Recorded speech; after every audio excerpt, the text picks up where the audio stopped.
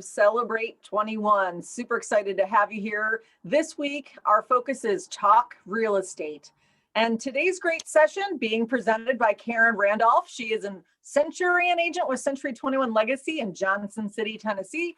She is going to be talking about how what you say matters and how we can turn conversations into a lead. Just as a quick reminder, let's make sure we keep our cameras off and let's stay muted just so we can let Karen have the floor for today's session. If you do have any questions or comments, please post them in the chat.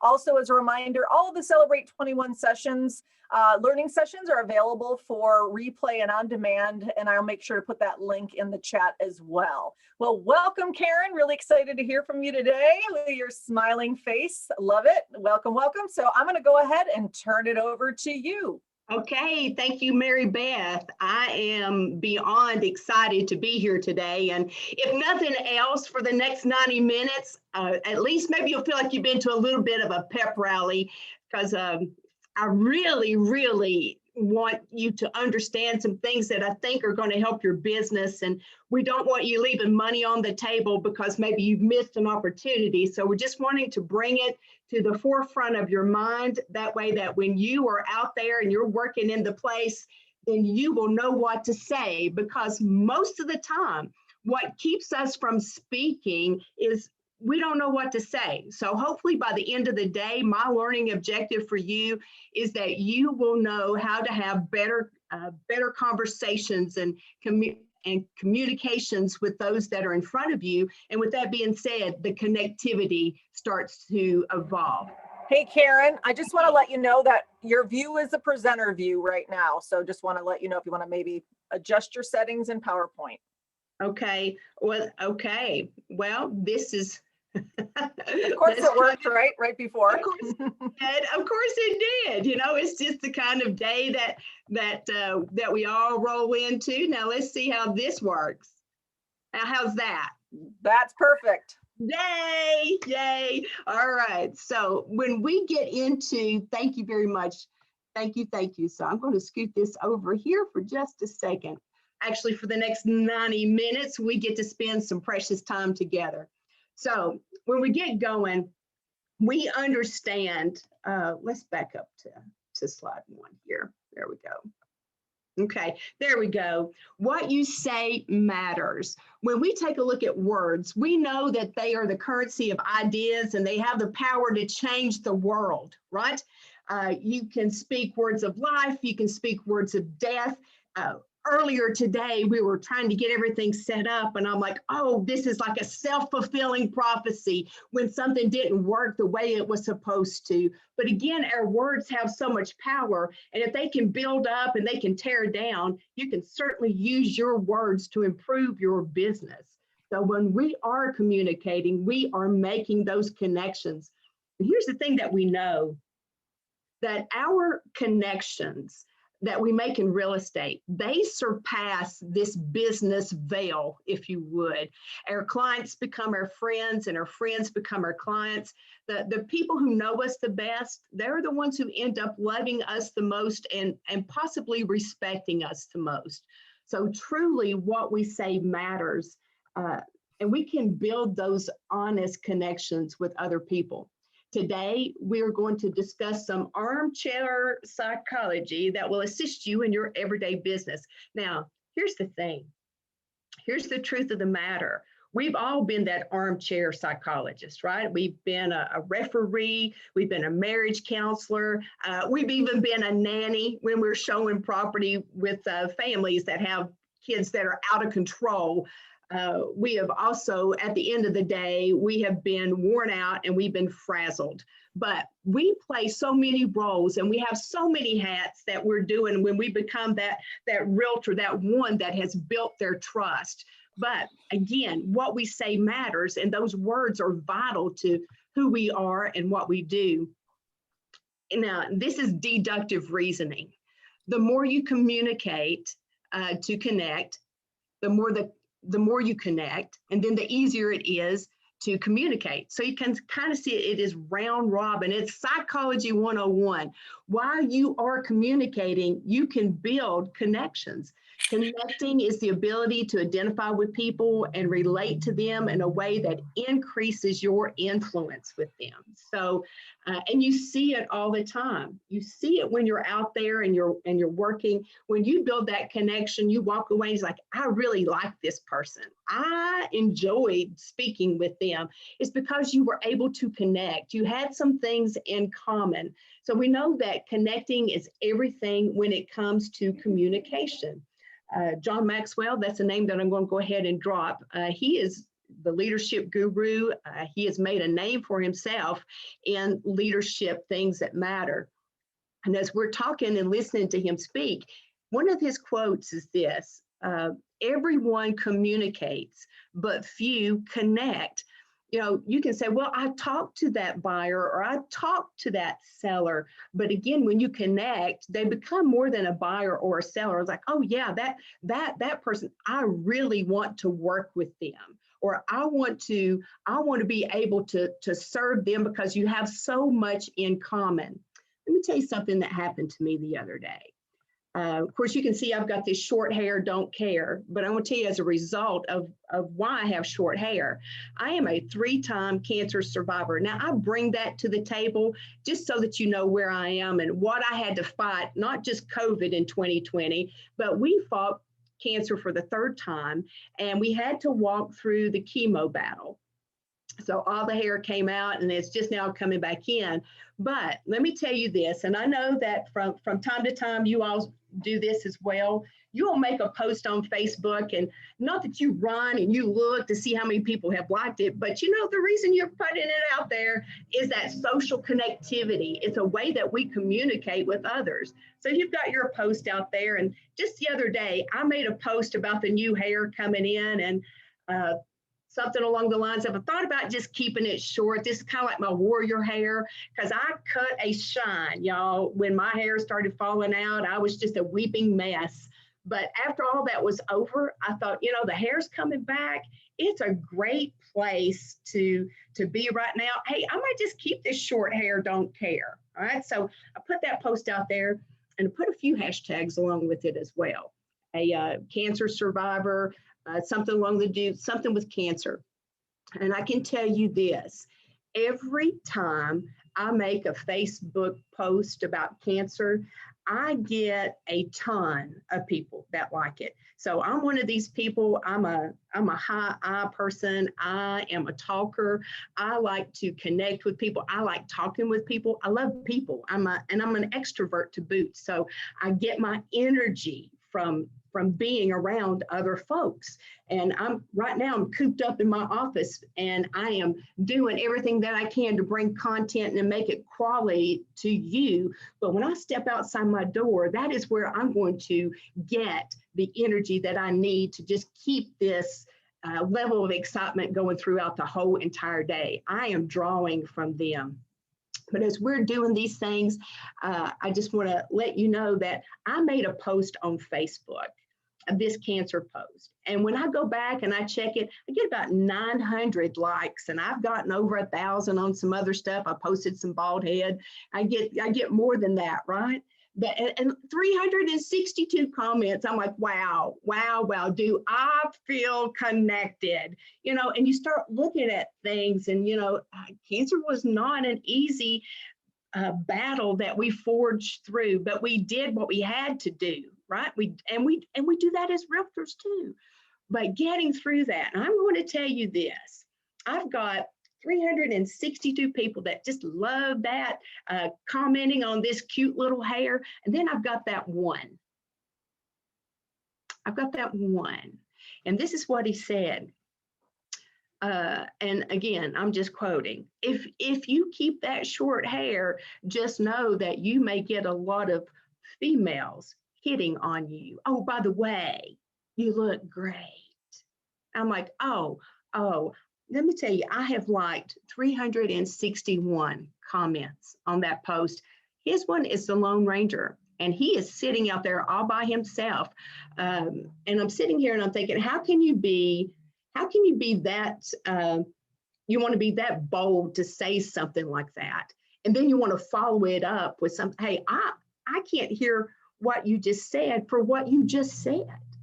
So when we start looking at our own experiences, just know that the consumer is looking at us sometimes, and that's how they see us. And just want to bring it to your attention. But anyway, we always process that one turn down, that one negativity, that one rejection. It is processed so much different. Did I talk to you just now about the other 361 people who love the hair? No, no. I just brought to your attention the one guy, because I am still trying to process what he said and how he said it, and if I really wanted to hear what he was saying. So anyway, you've got to communicate to connect. The more you connect, the easier it is to communicate. You start finding your interest in people. So how do we really connect? Well, I'm going to give you a few things. We'll talk about them. But the first one is learn to listen. Focus on people, understand their value. So many times we're in a conversation and someone will say something, and instead of us listening to everything that they have to say, we are forming our response in our own mind. And I'm going to tell you what's embarrassing, right? And you can be standing around in a social gathering and you will see this, but let me tell you what's really embarrassing is that they are going to continue that conversation by telling you something. You have completely tuned it out because your response is already to the first part of what they're saying, but your response is going to be something that they've said maybe in the second part that you just tuned them out, right? So you come back with what you think is a great question, and they've already answered it, but you have not heard a word because you were too busy putting your words together in your own mind to create an intelligent conversation. So we've got to learn to listen to people. You know, that is one of the number one complaints. I'm a managing broker now, and one of the biggest complaints that I get from our clients is, hey, you know, I just want someone to listen. I want someone to listen, right? And when we're out there and we're competing in the marketplace and you say, you know, what was something that you didn't like about your previous realtor, especially if you're out there farming the expired list, and they'll say, hey, the realtor just wouldn't listen to me, or they're working with that one particular realtor out there, and they're like, I'm done working with them because they wouldn't listen. They just wouldn't listen to me. They're showing me properties that I don't want to see. Okay, so learn to listen. Here's the thing. Nobody wants to be sold, but everybody wants to be helped. Let me say that again. Nobody wants to be sold, but everyone wants to be helped. And so if you are in that capacity where you truly want to help, then connecting becomes more natural and more organic and less mechanical and less rehearsed. You don't sound like a script machine, right? You just don't sound like that person that's regurgitating everything that they just read or this script that they tried to rehearse. You know, even the dog is tired of hearing it, right? So listen to what the individual is saying. Again, focus on what they're saying, know their value. They're not just money in the bank. These are folks that really have needs. And so we'll talk about that as well. Body language. And here's something else too. You know, we talk a little bit about introverts and extroverts. Well, you don't have to be an extrovert to connect with people. I can tell you this, that connecting requires energy, so you might want to get plenty of rest if you're an introvert, right? You don't like being around people that much, or less is more in your book, but it will take some energy, truly take some energy connecting. So now let's go into understand their body language for just a minute. Again, like I told you, this is armchair psychology. I'm going to give you enough to help you think about some of the things that we're doing and listening to as well. And then that hopefully will just kind of, when we get done today, I want you to go home and I want you to just pay it more attention to either a spouse or a significant other or a mom, dad, friend. Pay a little bit more attention to what is actually happening and see if this practice is not going to take you maybe to the next level. I was talking to a realtor last night, and one of the things that he was talking to me about was the number of transactions that he had last year. Now, this is a newer agent getting started, and he was telling me, he's like, it turned into a recruiting call. It actually turned into some questions about land and possibly a referral, but it turned more into a recruiting call for me before we were done, because he was talking about the number of transactions that he had.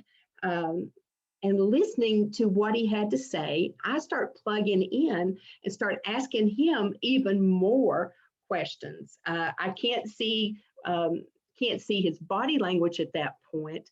But again, I was listening to him, and as we were, like I said, it was just a conversation, was not intended to be a recruit call, but that's what it ended up, because I was plugged into what he had to say. So there are 3 components of face-to-face communication. Words. Words account for about 7%. That's a low percentage, right? 7% of communication is transmitted through words. Your tone of voice is another 38%. So you can tell when somebody is super excited and when they are super not, right? When they're not excited. You can tell when they're upset.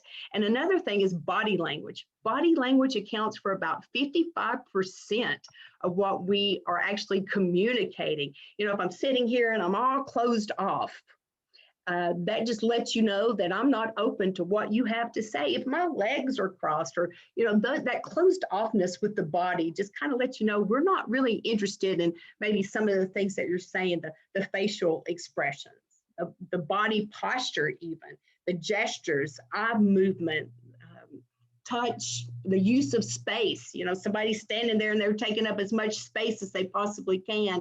Those are nonverbal communicators that we come in contact with. We see this all the time.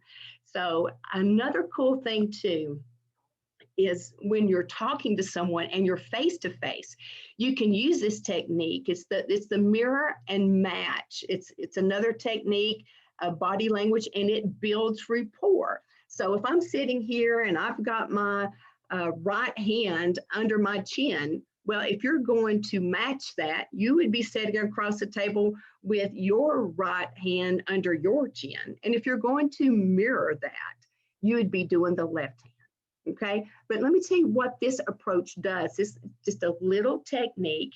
We prefer people who we perceive to be just like ourselves. So again, when you are mirroring or you are matching the body language of the person that is talking to you, there's another level of comfortability. And if you can make people comfortable, they're going to open up and talk to you more about their needs. So be authentic. Be who you are and accept people for who they are. No one wants to be around someone who's phony all the time, do you? I mean, I know we've all got a little level of that in us. And as salespeople, we think that we have to have our A game, or we're just not even bringing the right game if we're not being authentic. And sometimes it's hard to be your authentic self, right? Especially if you're not in a good mood or you're having a bad day. Just know, though, that what you say, even during those days that you don't feel like speaking to people, even then, what you say matters. And be on your best behavior there, because if you're not feeling good, you may say something that just tanks that conversation, and maybe an opportunity to take that individual and put them into, turn them into a lead, and then convert that lead to a sale. I don't like Karen Randolph, because we was at a party and listen, I know she wasn't feeling good, but she said something that kind of hurt my feelings. So again, watch what you say when you're not in those good moods. Maybe not the best time to go to a party or be around people, but again, just be your authentic self. Speak with honesty and integrity. Do what you say you're going to do. If you're going to tell someone, I am going to, tomorrow, I'm going to send you a list of property that's for sale, hey, do that. if you're going to load your wagon, make sure you're able to unload your wagon. And I'll tell you what's even more impressive is if you tell them, hey, by tomorrow at 5 o'clock, I'm going to send you this list of homes that meet your home search criteria. And maybe you send it at 2 o'clock instead of 5 o'clock. Again, you are building this level of professionalism that you're wanting that client to see. Another thing too is be empathetic. And I would dare to say that 361 of those folks that commented on that Facebook post were being empathetic, right? Your hair looks great, hair, no hair, short hair, it doesn't matter. You know, those are, we love you. Those kind of comments were the ones that just really, after coming out of such a dark season in my life, I really love looking at those comments and saying, I got 362 people or 361 people don't even really know me. Some of those folks do, but most of those folks are there to encourage, and they're empathetic. They're putting themselves in my shoes. And that's basically what that means. You know, if someone is sitting in front of you, especially your seller client or your buyer client, and they're losing it. Today, we had a closing. My husband is a realtor as well, and he went to a closing, and our buyer lost it because there was something that wasn't communicated to us until we got to the closing table. How dare they? How dare they wait until we get to closing, right, before they start telling us these things? But there was an estate that was involved in this transaction, and our buyer client melted, had a true meltdown at the closing table when we didn't close. So this point of discovery didn't happen until today, and everyone shows up for a closing that didn't occur. And how easy would it have been for us to say, hey, that's okay, this happens, no big deal, all right? So, and I'm not quite sure what my husband said, but I can tell you this, he is fair skinned, and by the time he got to the office, his body was still red all over, and that's where I knew something wasn't right, okay? So, but again, just be empathetic. If something blows up, if your client gets a little bit out there, and just don't make it sound like it's no big deal, but bring them in, use what you know education-wise to bring them in. So, and I know that's happened to you. Let me go back. So here's something I want you to do. I want you to challenge yourself to get out of your comfort zone. So, and I know that you've done that. So if you want to put it in the chat so that we can see that, what is something you've recently done to get yourself out of your comfort zone? And let's talk about that for just a minute, because if you wait until you can do everything for everybody instead of something for somebody, you'll end up doing nothing or end up doing anything for anybody. So if it has to be pure perfection, it's not going to happen. What have you done recently to get you out of your comfort zone?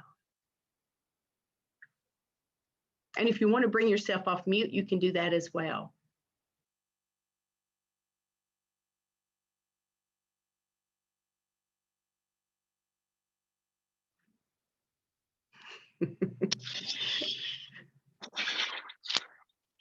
Okay, Bruno, I see that you brought yourself off mute. What have you done recently to get you out of your comfort zone?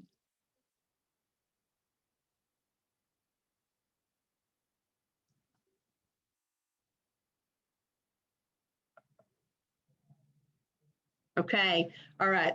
So I see some things, okay, and you can put it in chat as well. Okay, went to the gym alone. That's a pretty scary thing, right? Cold calling FISBO clients. You guys are really challenging yourself, and you are coming out of comfort zones, because what are you doing? You're setting yourself up for that rejection. If you got to get past the way that we look at that, you have to reframe that thinking. And Mary Beth has an excellent class on that. Door knocking. Oh, yeah, that is face to face, right? That is some pure rejection right there. They can always slam the door in your face, not open it. Got a lead while you were talking. Oh, Yay, Chad. I hope that you might have found a little something in the materials. So great, great. I'm glad you got that lead. Doing a post on social media. Listen, I know that that's hard to do when you're talking about how great you are. Videos. All right. Yeah. Posting videos of yourself on Instagram and Facebook to gain followers. Let me tell you, video is here to stay. And as soon as you can jump into that and start doing it, you know, people won't do those videos because they're like, oh, I just don't look good. I just don't look good. I don't like the way I look. Hey, listen, when they see you, they see how you look. So go ahead and do that. Let me tell you, I'm just going to camp there for a second. Videos are there. If you get that buyer lead, and a great way to introduce yourself might be to just do a 30-second video and send it to them, because they're going to see you anyway. You're going to sound just fine. Work on that, but that will get you out of your comfort zone. So, and you've got to grow, right? You have to grow to get out of that comfort zone. That's the only way that you're going to grow. You know, if I stayed in my lane, or I stayed over here and this is all I did, and I only did the things that I did well, and I'm going to tell you, I played to my strengths, and that's all I did. Well, you know, there's some psychology behind that too. Play to your strengths. Well, that's good. That's good. But there's all this other opportunity, and we don't all start out like an oak tree anytime we try something. We all build to where it can take 20 years to be an instructor before they consider you a great instructor. The very first time you go out doesn't always mean you're going to be that great of a person until you grow into it. So I want to challenge you, get out of those comfort zones. Kudos to those of you that are out there doing things, because it's easy to stay where we are. Growing and helping yourself is only going to make you more capable of helping others. Or for those of us that are lifelong learners, we're adding value. So every time that you get an opportunity to add value to yourself, go ahead and do that. Because when you are racking up with adding value to yourself, then you in turn can add values to others. It makes you more valuable. So go ahead, don't feel selfish. Go ahead and move forward with that. I want to encourage you today to do it. Go next. All right. So let's take just a minute and look at Maslow's hierarchy of needs. I can tell you that Abraham Maslow put this together in 1948. And for those of us who went through psychology classes, this is one of the first things that we learned. And I can remember in those classes, they were telling us that housing is a basic need. Food, clothing, and shelter, those are basic needs. Now, today, there are some psychologists that would argue with Abraham Maslow and his hierarchy. They're saying things such as, we need social connection. We have to have it. So it's not like it goes all the way up to level 3, that friendship and family. We need those things. Belongingness is the driving force of human behavior, not really a third-tier activity as we look at it. Now, I know that you're saying, oh my gosh, Karen, what does this information have to do with real estate?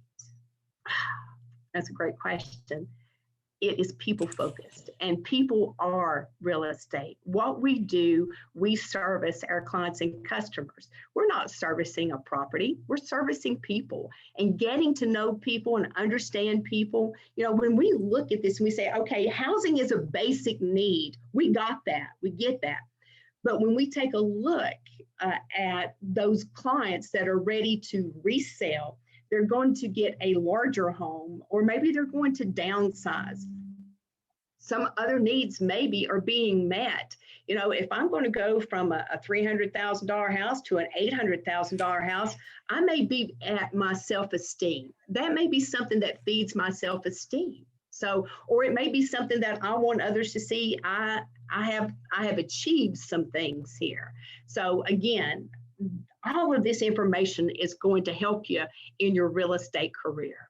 So when we talk about the needs, let's take a look, because I'm just going to tell you that we are needy, to say the least. Okay, we are, and so are our clients and customers. But when you get an opportunity, here's some things that I want you to pay attention to. You can't talk anyone into buying or selling. They have to have a need, whether that's a basic need, the food, clothing, or shelter, or they're wanting to take that housing up to another level to where it is an achievement. That's still a need for them. They just stepped up to the next level of needs. You aren't selling a house, you're selling your service. You know, you'll be marketing their property, but when you're in front of them, it's not about their home, okay? It's about them. And then it's about how you're going to be able to help them in the process. If they have a need, we know that they're going to find someone to help them. That's just what we do, right?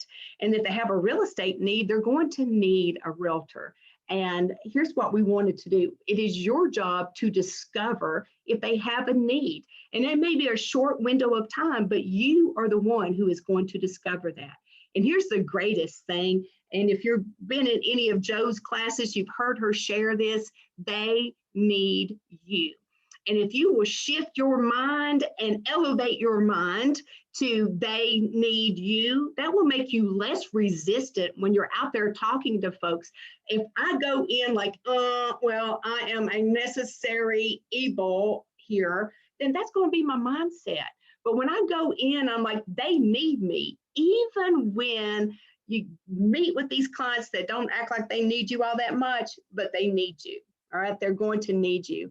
At all times, you have to know the metrics of your market. So I'm looking at my metrics in my market today, and I know that your market is similar to my market. There's a housing shortage. We got 1.4 months of current inventory. Our average days on the market from list date to close date are 63. And I know that sounds like a lot, but 45 of that is typically dealing with the loan. You know, my median sales price is $218,000. So when I start talking the metrics of the market, I know Mary Beth loves this because she talks metrics to us all the time. But when we start talking the metrics of the market, what we're doing is, we're dazzling them with our knowledge, and then we are establishing competence. And you see how that sounds? It sounds like that girl knows her market. She knows what's going on, even inside to the point to where if they're in a price point, each market can sometimes have what we call market tiers. And I know that sounds like musketeers, but it don't. It's market tiers. And inside your market, you've got like different price points, like 0 to 200,000. That's a typical price point in their market. And 2 to 4 and 4 to 6, and then 6 to 8, and then above that. But we start looking inside of our market, and if you know the person that you're talking to and you got a general idea of the subdivision that they're in and you kind of know where they are, then you can start talking maybe their language instead of just the overall market language. You know, Mary Beth had told us that the national average for multiple offers is 2.4. So every property that is transferring, there's 2.4 multiple offers on this property. So when you start bringing that content to the table, they're like, I like this agent. She knows her market. And that gives you the opportunity to be viewed as the professional. Again, you're competent. You're competent with that. So let's take a look at some of our models that we want to just kind of briefly bring to the table. The first model is RDA, and looking at what we have for our established rapport. And that's where we were talking about learn to listen. Those are the things, you know, that little list of all the way from learn to listen to be empathetic and all the things in between. Rapport, I'm going to tell you, it's similar to trust. You can build trust and rapport simultaneously, but rapport focuses more on establishing a bond or a connection. So we're back to, again, being connected to people. One of the cool things too, you know, here's a pro tip for you. Check your appearance, because you only get one chance to make a good first impression. Now, again, when we were asking you to come out of your comfort zone and someone said, I went to the gym all by myself. Hey, that's big. But, you're not going to go to the gym in a 3-piece suit. You're going to go in your workout attire, right? And that's a great place for you to make those impressions because you already have something in common. You care about your life, right? You care about that. So great opportunity for you there. Establish that rapport, and again, the connectivity will come. Check your appearance. Remember the basics of good communication. Smile, relax. When we first got started, I don't know if you could tell this, but I know that one of my realtors is in the room. He's like, she's talking a mile a minute. She is wound tight, and I am so appreciative of the music that was playing, the loud music, because that calmed me down just a little bit. It wasn't until I got into the meat of this material that I kind of had that little bit, slow it down and speak like you would if you were having a normal conversation with someone. So smile, relax, use their name, and make sure, and even if you don't catch their name, ask them again. Tell me again, what was your name? That way you want to use that. That helps you build rapport with that individual. Maintain good posture. You don't want to be slumped over, again, and these are just body language. And I promise you, people judge you. They judge you. And you may not think they do, but they do. Something about that realtor I just didn't like, well, they were slumped over. Their appearance wasn't this, wasn't that, I could tell she had onions for lunch. All right. So some of those little things, just those are on cue. Be attentive to your appearance to others. Again, help you to build rapport. So what questions do you ask to discover the person's needs? What do you ask?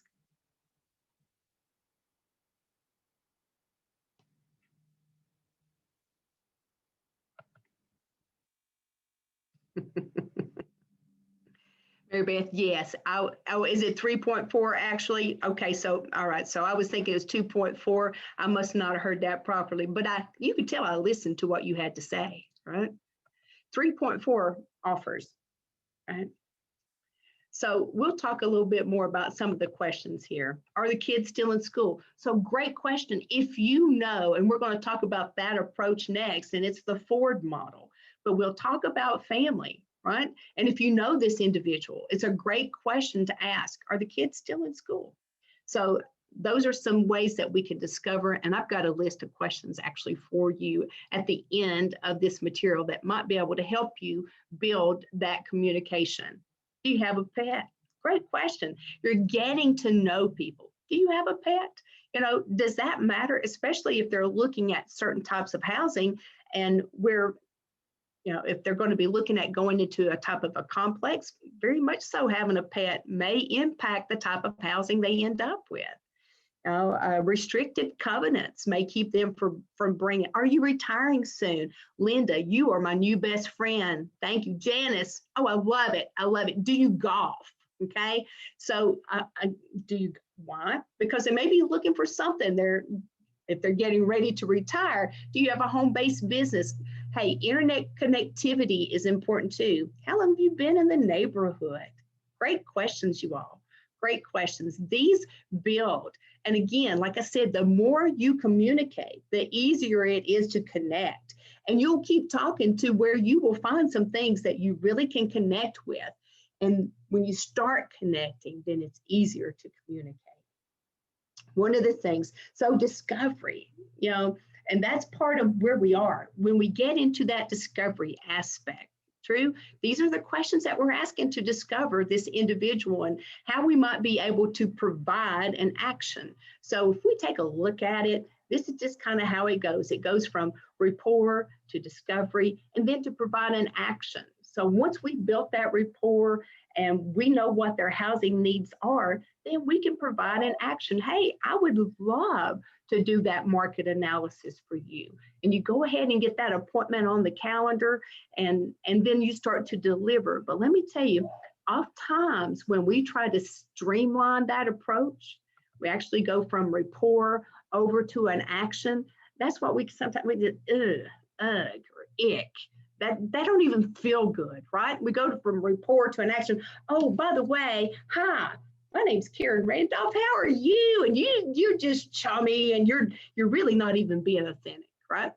You're not being authentic with all that. But anyway, but you go on, oh, and here is my business card, and I would love to be your realtor. Well, in my marketplace, so would 1,700 others, right? 17 other people in my market alone would love to be their realtor. But you've got to build that rapport to where you can get to the discovery. And once you get to that discovery with this individual, then you can provide that action.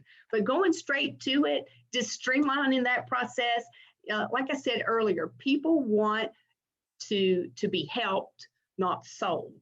So when you streamline it, you go right into that salesmanship. You do that. And you've been to parties where you've seen people work the room. I know you've been to those parties where you've seen them work the room, and you're standing there, and you and maybe another realtor, because if one realtor is at a party, it's probably not exclusive, right? Probably a couple of you that are there, and you're watching this person work the room, and some of you are like, oh, I want to be like him when I grow up. And someone else is like, no, nope, he is not doing it right. Well, if you are doing the rapport and you go through that process to where you pay attention, you're learning to listen to the needs of the person in front of you. You're not really going to be working a room. You might make one contact where you grow that sphere of influence. You truly start growing your SOI. And we've got all the tools. Isn't it great to be a Century 21 agent? I mean, it is great to be us. We have so many tools at our fingertips that we can utilize those. So when you grow that SOI, you can come back and put them in your business builder and do all these things that you want to do to stay in constant contact with this new friend or this new person that you have found. So again, take a look at the process of what we have here, because this is the psychology of it, and this is how it really works. I want to get you just a little bit into the next model, and we're talking about Ford, okay? Family, occupation, recreation, and dreams. So some questions that you might want to throw out there. If you know they have a family, then some of those that we put in the chat already. How's the family? Are the kids still in school? If you know that they're married, if they have a spouse or a significant other, how did you meet? How did you meet so-and-so? Or, start talking about those things, because you're asking open-ended questions. You're asking those types of questions, and you get that opportunity for people to respond. And it's not a yes, no, it's not closed end, it's open. So you're listening to what they have to say, and that can a lot of times segue into the next question and into the next question. And before you know it, you're building rapport. And then not only did you communicate, but now you're starting to connect, and you find out some things, like when you go on to the occupation, what line of work are you in? So and they start telling you this, and maybe you've got a friend, or maybe this was a job that you did previously. Again, that's another connector that you have. Or you can relate to this. Oh, I'm a police officer. Well, I just got pulled over today for speeding. So you start having those kinds of conversations to capitalize, and that's probably not the best word, but to capitalize on that opportunity to connect with that individual, and you can do those in meetings when we're serving on our local, state, or national association. We're talking to other realtors, and that's another way for us to build business as well. But occupation is important. So you can talk about those things and say, well, gosh, that Karen Randolph was a hoot, at the party. Use your humor, but watch your humor. Keep it in check. Right? If I'm talking to a police officer and they're wound pretty tight, I'm not going to be a goofball. I'm not. But if we're at a party and everybody's having fun, and I find out what he's doing, then I am going to probably say something. Okay, well, you're a police officer. Well, we've got something in common. Are I got a couple tickets last year on my way to work. Something fun that just kind of breaks the ice. And you know how to do it. You've been doing it, right? You've got social connections with so many people. Another one is recreation. What do you like to do for fun? And again, when you get people talking about themselves, right, and what they enjoy doing, well, they get comfortable and they'll keep talking to you, and you'll learn more about that individual. And as you're learning more, you will still get that opportunity to create even more connectivity, because the more you're connected, the more they're going to remember who you are. Dreams. That's another one. Dreams. What do you want to do? Where do you see yourself in 10 years? I had someone ask me the other day, where do you see yourself in 5 years? And it was a friend of mine. I said, are you kidding me? I don't even know what I'm going to be doing tomorrow. Do I have a 5-year plan? Sure, I have a 5-year plan.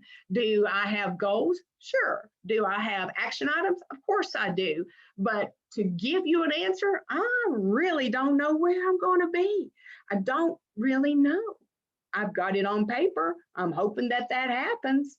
But anyway, dreams. Where do you find yourself in 10 years? If you could travel anywhere, where would you visit? That is the coolest question. So if you could travel anywhere, where would you go? Put it in chat for me. It'll give us an opportunity. I'm trying to connect to see if there's anyone else out there. Oh, Ireland. Oh, kiss me, I'm Irish. I really am. Did the 23andMe to find out that I am Irish German. And for the longest time, I thought that I had Cherokee, and I was proud of my Cherokee heritage, only to find out that I wasn't. Oh, Thailand, Hawaii. Hey, somebody wants to go to Hawaii. I think top agent is in Hawaii this year. Scotland, Switzerland. Oh my gosh, y'all. You're making me want to go somewhere, right? Does anybody else feel like a vacation up in here? I'm ready to go, truly ready to go. Let's pack our bags. Let's just pack our bags and go somewhere. Somebody wants to go to Texas. Hey, I've been to Austin a couple of times. Italy, Norway, Spain, all these places that we want to go to. If you don't have your passport, go get it. Just go get it. I noticed that no one wanted to travel to Johnson City, Tennessee, and that's where I am from. That's where I'm coming to you live from, Johnson City, Tennessee. So I'm looking at where you're wanting to go, and I'm not kidding. Some really cool places. So I hope you get there. Hey, somebody loves Knoxville. That's really close to where I am. So thank you for participating. But again, if you can get that information out there, just get it out there to your folks, and you start asking these questions.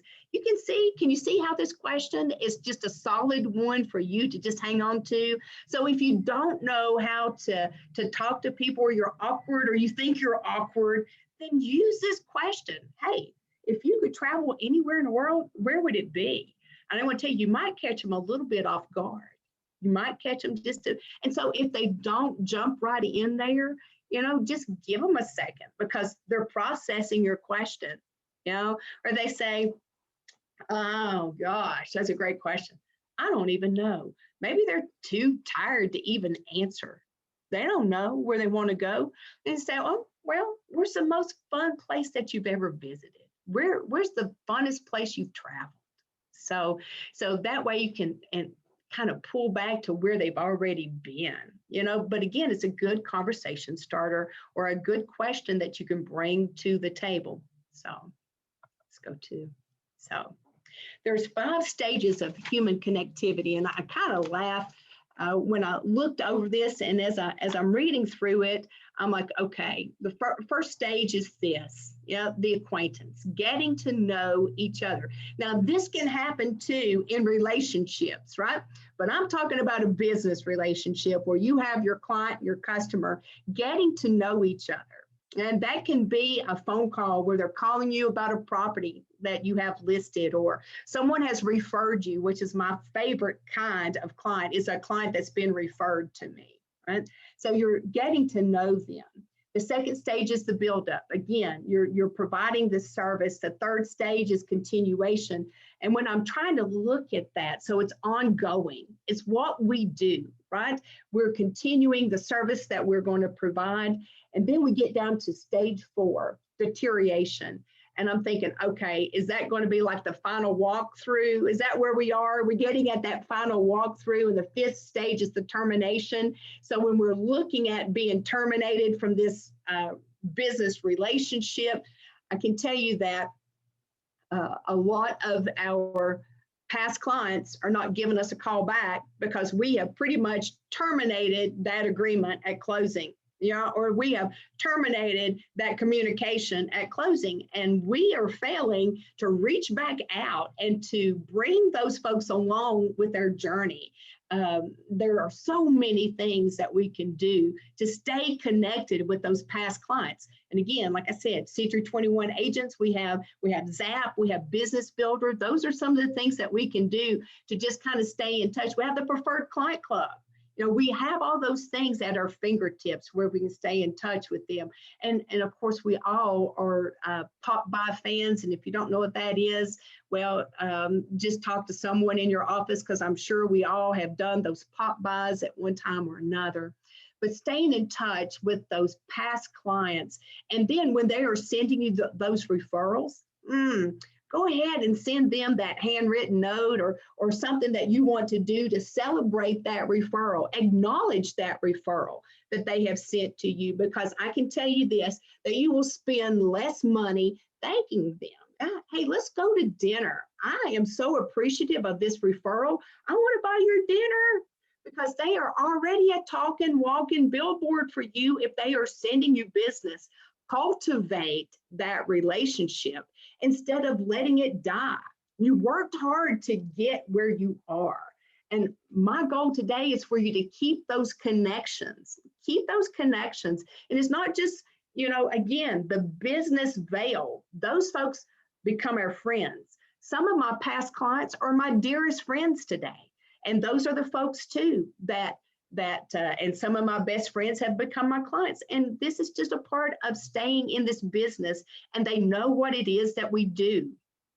So don't let the closing be the termination of the connection that you have. Move that forward and keep that going so that you are able to build your business. Okay.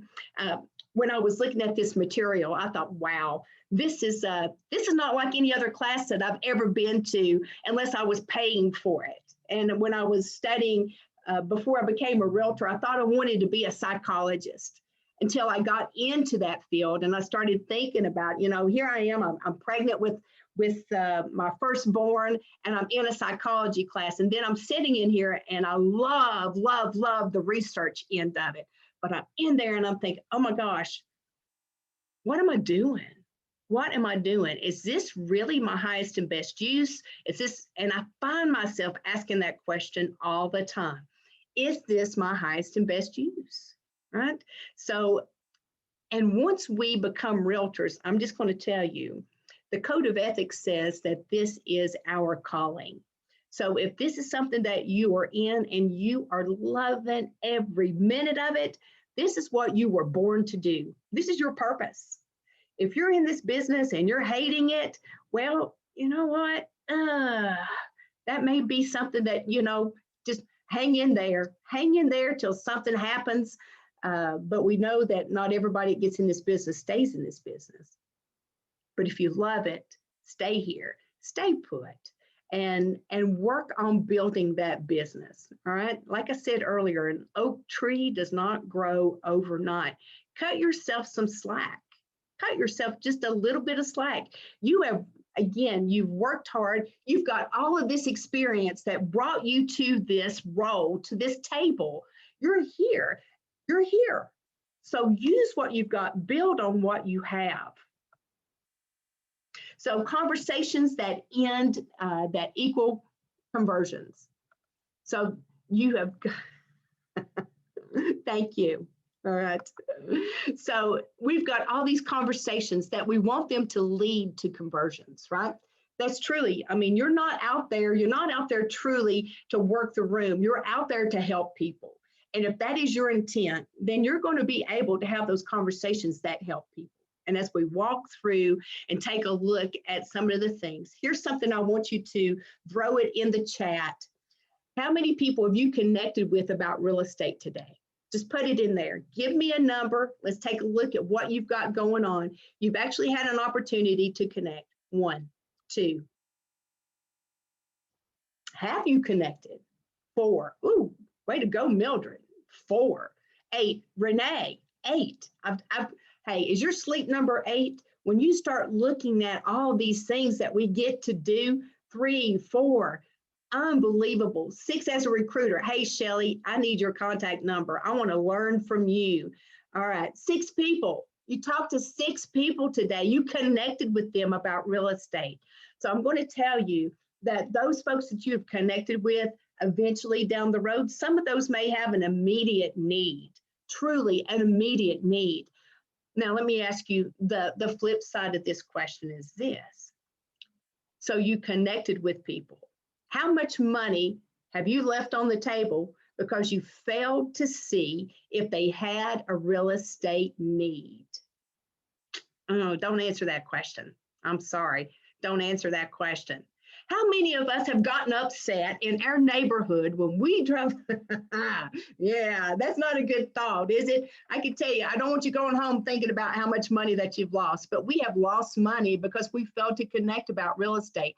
You drive through your neighborhood and you see a for sale sign and it is one of your competitors. And we're like, what? How dare they list with somebody who don't even live in this neighborhood? I know more about this neighborhood than anybody. I live in it. But what you've not done is you've not connected with that seller. You've not connected with that seller.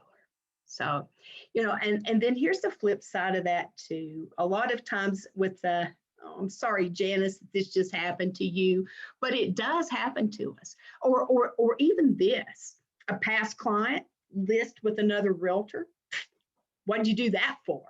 How dare you? Really? And so we get all wadded up over that, don't we? Why? So if you start asking those questions, ask why 5 times. I know you've heard that by now. But when you start asking why, and you start looking at that, sometimes those relationships that your past client builds, oh, you know what? Their next door neighbor just got into real estate and they love their next door neighbor and they want to help them build their business. Okay. And Janice, I love the way you own it. My own fault, not staying top of mind. We do that. Sometimes, though, we do lose to a better connection. They just had a better connection with the other realtor. 2 weeks ago, they listed with a family member of theirs who lives an hour and a half away. But we understand, right? Maybe we don't see it, but we understand their rationale, right? We understand their rationale. It is very hard to compete with a family member on a listing appointment. It is extremely hard. Sometimes they don't want family to know their business. I've been in those situations before where they did not want family to know what was going on in their private and personal life. So we still compete. You take your A game, pay attention to what's going on in that neighborhood. A great question, Jade. How do you stay top of mind within your neighborhood without being pushy? Let me just give you an example of something that you might be able to do. We talked about pop buys. And another thing that I have put out on the Facebook page for our company is those, I'm going to call them those wonky holidays. Like it was Pie Day not too long ago, National Pie Day. Trying to think of something else and I'm talking about PIE. And there was also PI Day. So if you missed the PIE Day, you could also capitalize on the PI Day, right? But if National Pie Day, if you wanted to go to, and I'm not sure what kind of little supermarkets are in your area, but sometimes you can find those little individualized pies for like 88 cents or 2 for $1, to go through and do some door knocking, or do something, a pop by on your entire neighborhood. You stopped by and you gave everybody a piece of pie, they're going to remember your name, Jade. You know, they're going to remember who you are. But one of the things too, make sure, you know, if it looks like the grass has grown up and no one's there, oh yes, notepads and mailboxes. Come on, my real estate professionals, give her some ideas. But make sure if the grass has grown up or something, like, you may not want to leave something on their front door step, because there could be some critters, right? And those critters could get into those pies, and the next thing you know, it's a sticky mess on their front door. But that's one of the things, that's something that you can do. Just, or maybe you deliver poinsettias at Christmas time. You just put them on their door, compliments of your neighborhood realtor. One of the cool things with the pop buys, and I will just tell you this, and you can see some of the language, when the idea, and I'll just tell you, the name of the local young fella, right, that cuts grass, flower seed packets for spring. Great idea, Brenda. So bring those there. But one of the things that we were putting on those things, I make buying and selling real estate as easy as pie. You know, and you put that little sticker on there. No, you cannot put non-mail inside mailboxes. Okay, so put it in their newspaper box if they have that. But again, little things that you can do to just stay top of mind without being pushy, because that's one of the reasons that we don't do what it is that we want to do, is we don't want to come across pushy. Okay, so these are some tips for you. I hope that they help you getting into, and again, thank you for participating and looking. Google holidays for every day and have a reason to call or post about something. It's great. And if you're going to Instagram too, one of the classes that I've been in, because like I said, I'm a life learner, and the hashtags, you know, the hashtags are what we're looking at. You can also go to Google and Google hashtags for real estate, right? So thank you, Herman. Flags, Flag Day in June, Memorial Day, Labor Day, you know, just all kinds of ideas that are out there. So here's some statistical facts that we know. And again, I love numbers, and I know that a lot of you love those numbers too. But here's some numbers that matter to you. 70% of buyers and sellers interview only one real estate agent. So that's great. Even when they tell you, well, we've got some talking to do, we're probably going to interview a couple of more agents. Well, 75%, 3 out of 4, still just interviewed one real estate agent.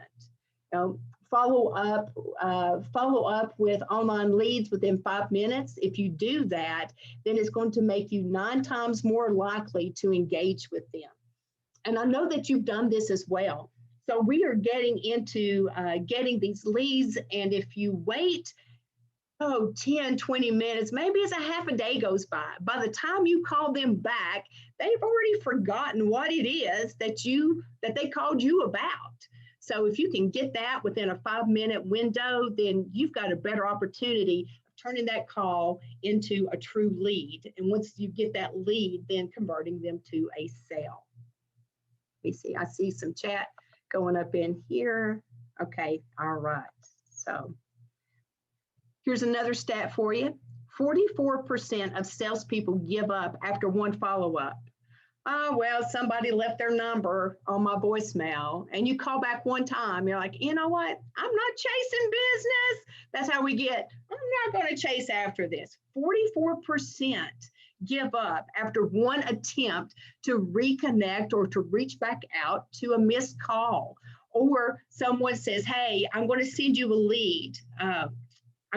There's a friend that I work with, they need a realtor. So they send you their contact name and number. You try to call them one time, and then you stop.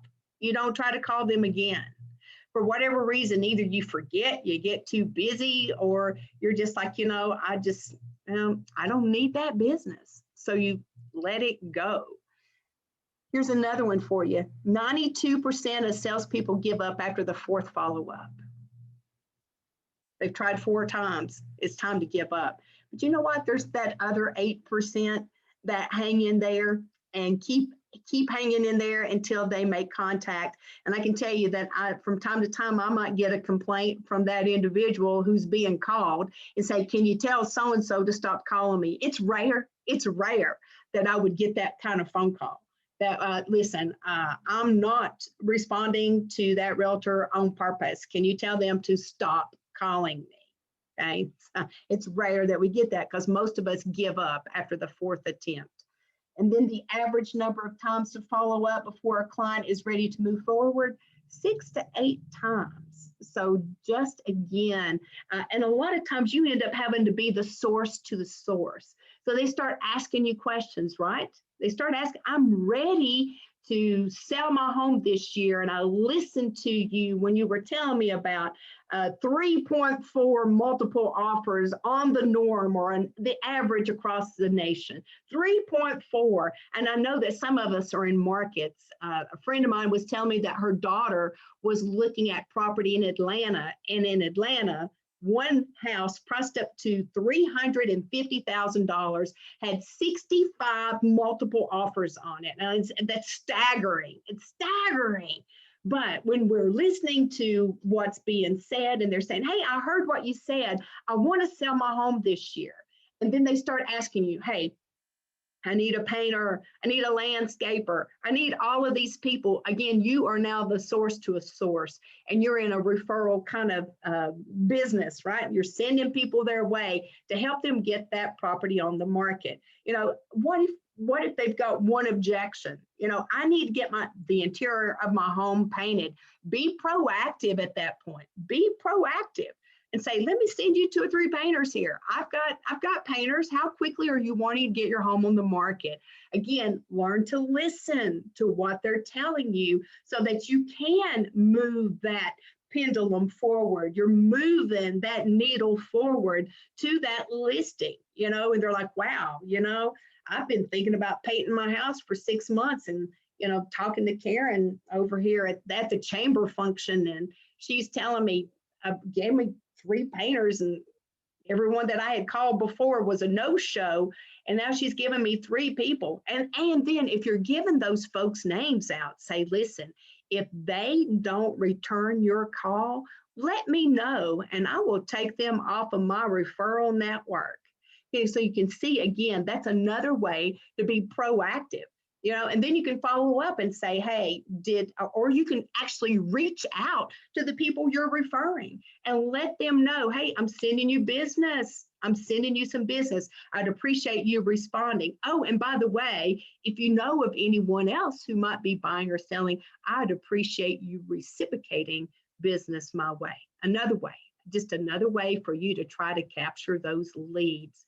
And it's a great way to move those folks from a state of, I'm going to do this as soon as, to now you're starting to look at a real timeline of when you can get going here. All right. So who are you? Are you a stranger? They don't know you. You're just another agent. Hey, it's time for you to build rapport. Get into that and start asking the right questions. You're an acquaintance. So you built some rapport, they know you, they like you. Go ahead and start building trust. And now you are their friend, right? So now that you're their friend, they know you, they trust you, keep their trust. And so let me ask you a question. How can you keep their trust? Throw it in the chat for me. You've done a great job, y'all. I'm impressed. Oh, drip campaign, that's a good idea too. A drip campaign, put them on Drip and Zap Business Builder. But how do you keep the trust of your friend? They're ready, they know you, they're going to be working with you, but you've got to keep their trust. How do you do that? Yeah. So follow up. Keep listening, keep in touch. Don't break it, keep in touch. Honesty, absolutely. Communicate. Brenda, that is almost like what? Location. Communicate. Deliver on what you say. Absolutely. Let them, don't make promises you can't keep, because that impacts your integrity. Right? Be consistent. Yes, be consistent. So how much money have you not earned? Well, we won't talk about that, right?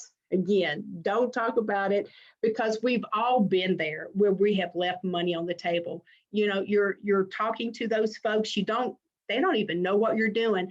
I've had people come up to me and say, oh my gosh, Karen, if I knew you were a realtor, you would have been mine. I'm like, great. How did you miss the fact that I'm a realtor? I'm wearing my Century 21 attire. I've got a name badge on, you know? How did you miss the fact that this is what I do for a living? No, I'm sorry. I'm sorry if I'd have known you were a realtor, right? One of the other things too, oh, are you still in real estate? So we're not doing the best job of communicating, are we? Or staying connected to the people that we have to work with. So, all right, so here's some questions for you. Again, you're going to gather this intel. Questions for the buyer leads that we're looking at. Here's some things. What are your timelines? So once you have developed that rapport and you're getting into the discovery, here's some of these questions too that you can ask. What is your timeline? What are you looking for in a home? What's the most important to you? Are you working with an agent? We want to make sure that you're asking that, because we don't want you working for someone. In some of the classes that I've taught, I've said this, and I'll just say it to you. I'd rather be home watching The Price is Right than working for another agent. I'll just tell you that, because sometimes you are working for that agent when you fail to find out if they've got someone else that they're currently working with. Okay.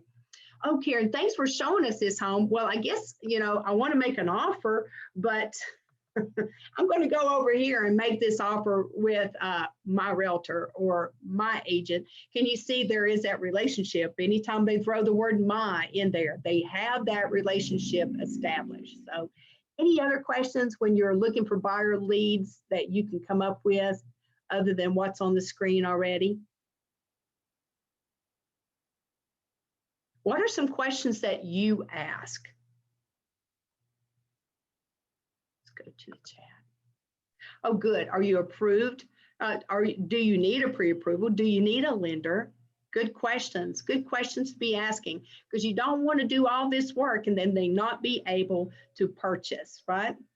Do you know the area that you want to move to? Very good. Very good. Why are you, get their motivation. Why are you wanting to move? So, and again, when you know all these things, you just make a better realtor, right? Let me remind you, do you have a home to sell? That's great. That's great. Why are you wanting to move? So these are some things, you know, we'd love to make an offer on that home. There's something that's stopping. Then you can remind them of why they're looking to begin with. What do you need proceeds from the sale to buy? Great questions. Great questions, y'all. You've got this. You've got this. So when we're gathering intel and we go look, here's some questions for the seller. How soon do you need to move? Again, these are questions once you get them, once you get the answers to, and you get these offers, and then you can go ahead and start saying, okay, this is going to get you where you need to be. I love it. I love it, Marge.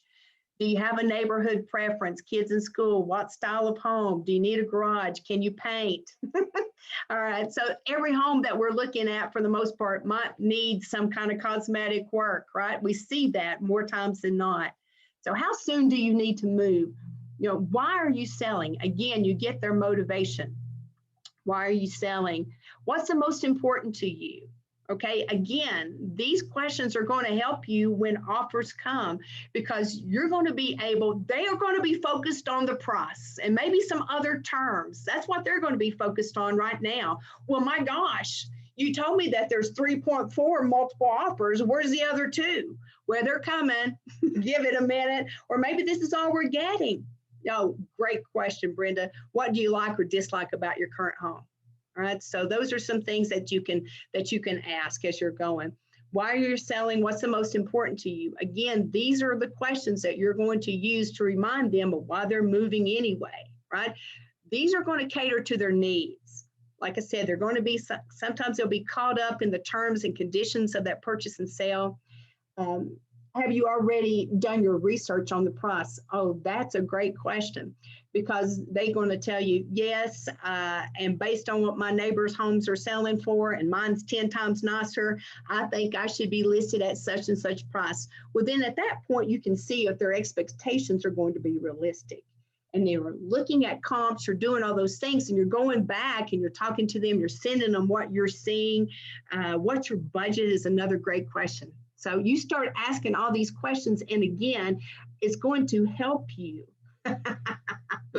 based on the Zestimate. Here's something for you. We hear that all the time, right? But that's no different sometimes than the tax records, because the tax records in my market can be grossly overpriced or even sometimes underpriced. So they're looking at all those analytics. They've not actually been in the house. They don't know what it smells like.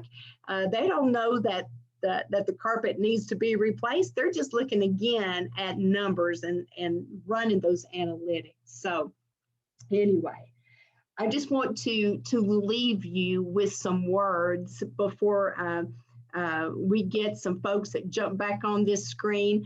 But here's some words that I want to leave you with. And I can tell you that when you know your why, you can endure your how. You can. And with that, done beats perfection. Don't wait until it is perfect to start doing it.